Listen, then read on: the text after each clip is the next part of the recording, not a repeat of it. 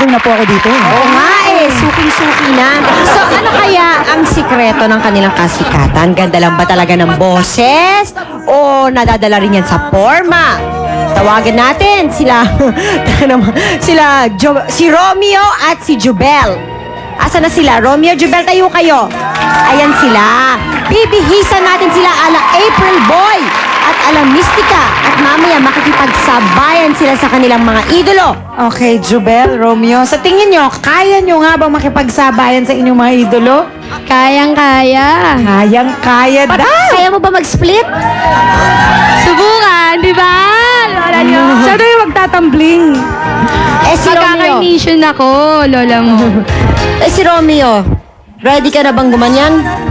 Kayang-kaya. Oh, yeah. Kayang-kaya. Okay, so mamaya makikita natin yan. Meanwhile, here's the one, acrobatic singer in red, Mystica! Ang dami akong papa.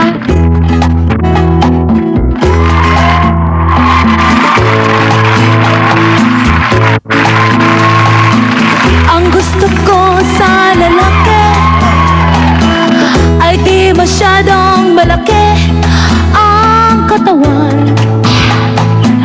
Type ko'y payat na malaman. Kahit na siya'y maliit,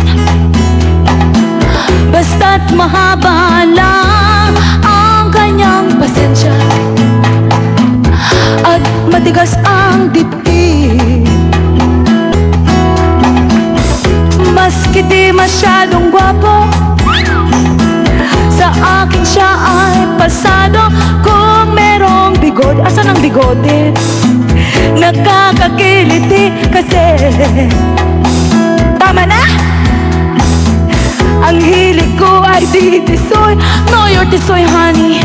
Mas may dating sa